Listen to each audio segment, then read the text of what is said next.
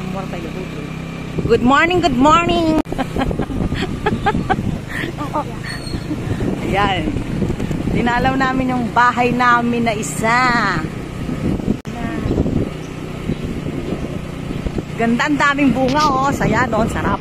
Sana ganito lahat ng subdivision, oh, 'di ba? Puro mga punong kahoy na mga may pakinabang. Ayan.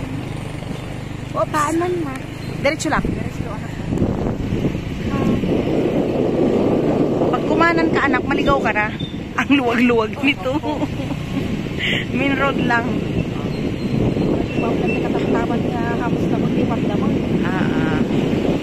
Ganyan.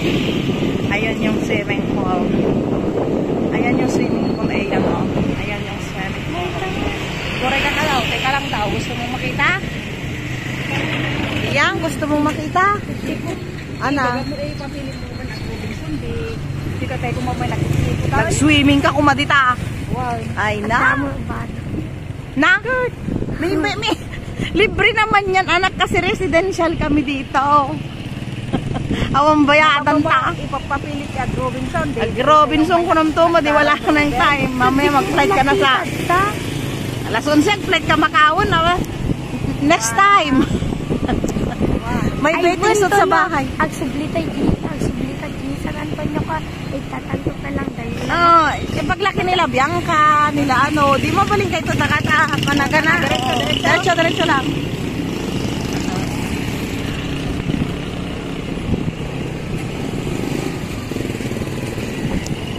Wala.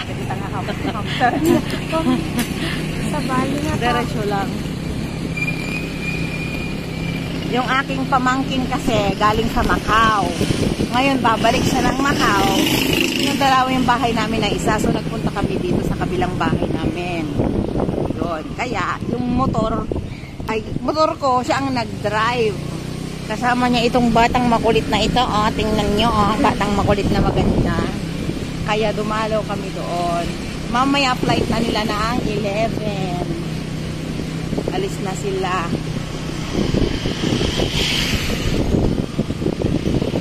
Ang laki ng avocado. Pwede nga manggan, parang nga daw bunga na adato. Ay oo, kaya lang may mamaw. Malaki yung puno ng mangga. Ha? Oo, may mamaw yan. Ayan, lalabas na po kami. Hanggang sa huli, diretso lang. Diretso lang. Doon na tayo sa main road dadaan. Yan.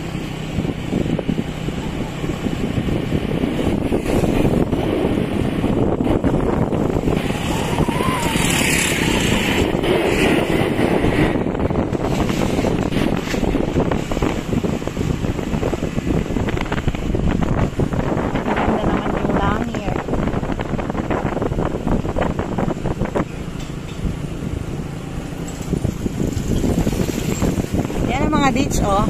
Dates. Yan, oh. Ewan ko kung nagbubunga yung mga yan. Kaliwa. Oo. Naman, ang bunga daw. Dito ano pa? Ayan. Kaya dagbunga. Dami ditong dates. Ayun, oh. Dates din yan, oh. Ayan. Mga labig naman yan. Labig. Labig. Ano mo sa Tagalog yan? Labig, huno. Detay ko ah. O, deta mo. Butsina. China. Labig ka na butsina. Kung Ilocano kayo, naiintindihan nyo yung sinasabi namin ng mga puno. Labig at saka butsina.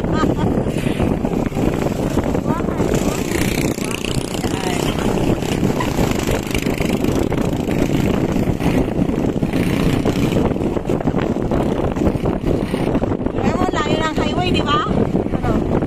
Galing sa bahay, no?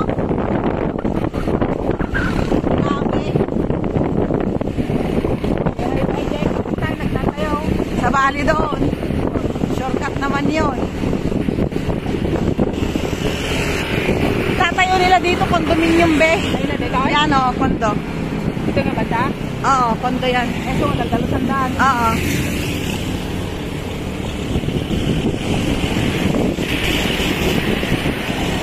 Kondo. Ano sila mo? Yan yung manang jubing? Ha? Ito sila mo. O kasi hindi siya nagtatanggal ng ano eh. Kahoy-kahoy niya. Pinapataran niya. Ang nagtatanggal lang doon yung